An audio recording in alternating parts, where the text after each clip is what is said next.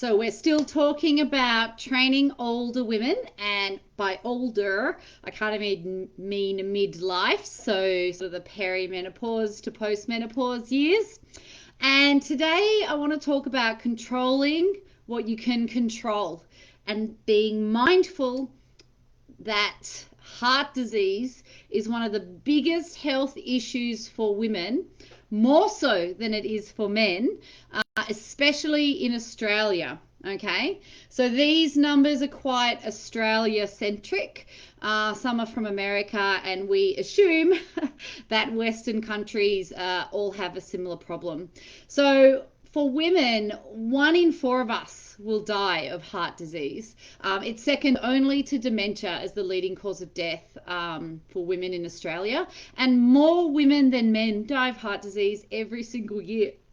So it's a bigger issue for us, and we have different symptoms, different health outcomes, different things work for us and our heart health than for men, and we have different risk factors.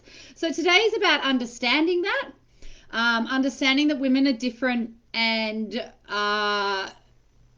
educating ourselves on what is in our control. So number one that's in our control is recognizing the signs of heart attack in women, because it's really different to the classic clutching the left side of the chest and pain down the left arm. So for women, they're more likely to have non-typical symptoms. So they're more likely to have backache and heartburn. They're more likely to have like uncomfortable pressure, a squeezing or a fullness, a painful fullness in the middle of their chest. They're likely to have that feeling, or more likely to have that feeling, and then it goes away. Shortness of breath, pain in both arms, or their neck, or their jaw, or their stomach, diarrhea, cramping in their bellies, like flu-like or gastrointestinal-like symptoms, cold sweat, dizziness, lightheadedness, unusual fatigue. So they sometimes get the clutching the left chest and down the arm, and those women are the lucky ones, because they're the ones that the people around them recognize what that means. But you know, we've had stories in our mentorship of trainers whose mothers have died after spending a week with back pain and indigestion, and no one picked up on it. So emotional stress for women is a big trigger for heart attack. It is also a trigger for men, but not at the same rate. Okay, so when we're training women either at risk or living with heart disease, our goal is to control the controllable. So we're aiming to reduce the risks that we can control. We can't do anything about the fact she's a woman. We can't do anything about her age. We can't do anything about her genetics. Okay? That's just stiff shit. Deal with that. What we can do is understand her waist to hip ratio matters when it comes to managing risk. So if we can get her waist as small as possible in comparison to her hips, we're looking for a number of 0.8 or lower.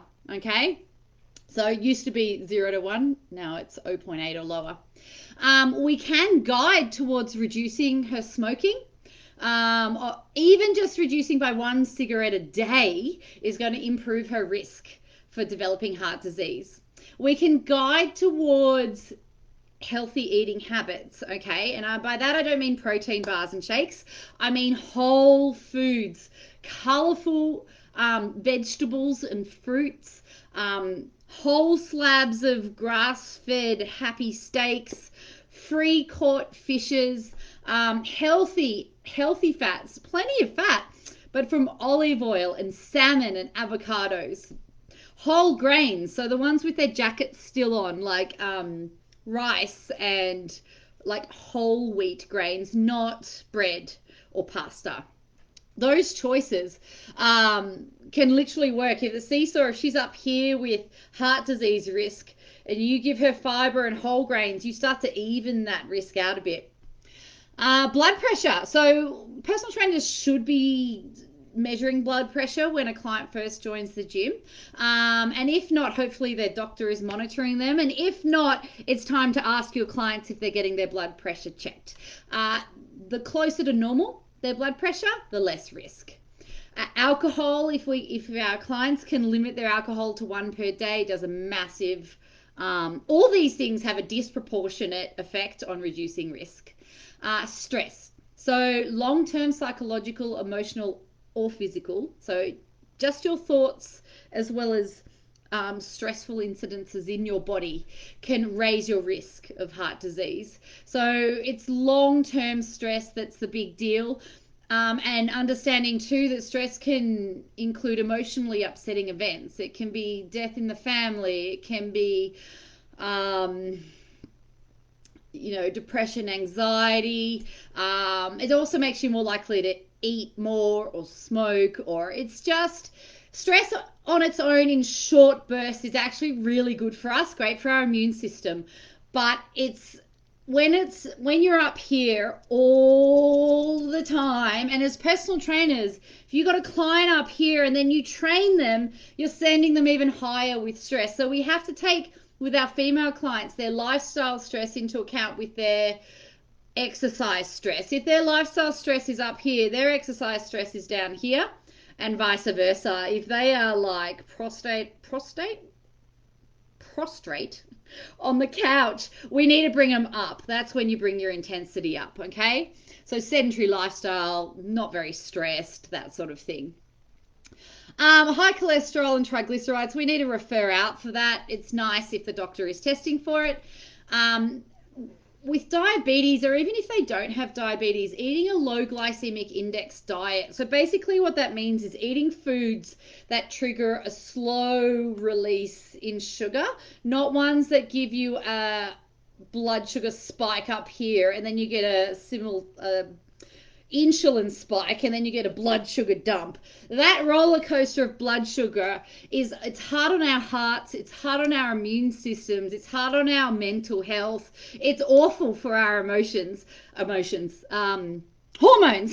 hormones is what I mean.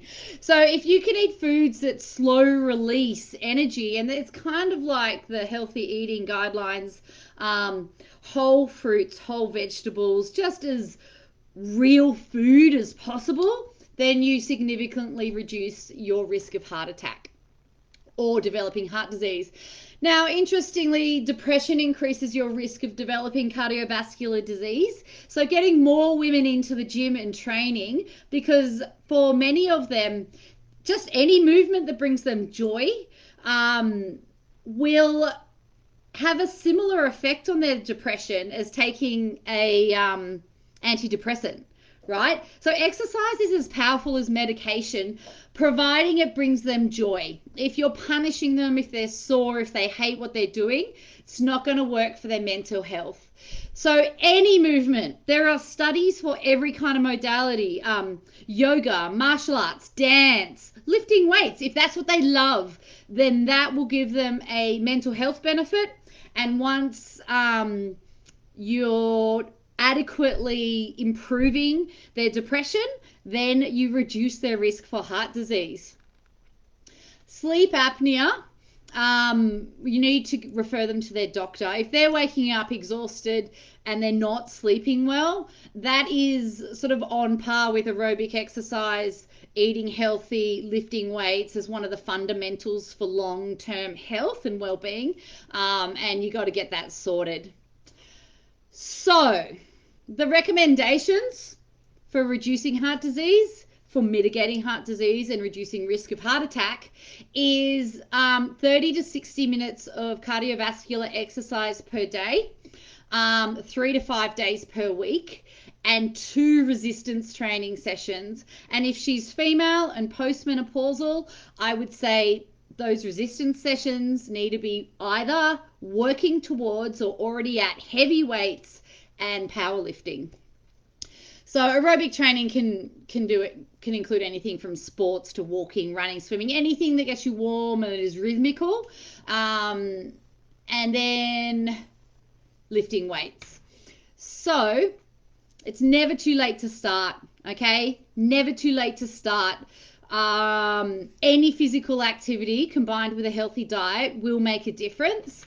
And as trainers training older women, we have to understand that this is now like a first priority, because this is what is killing us. This is what women are dying of. All right. And we can make such a change to that fact. And I'd like to be alive to see it. Thank you very much. Any questions? Message me.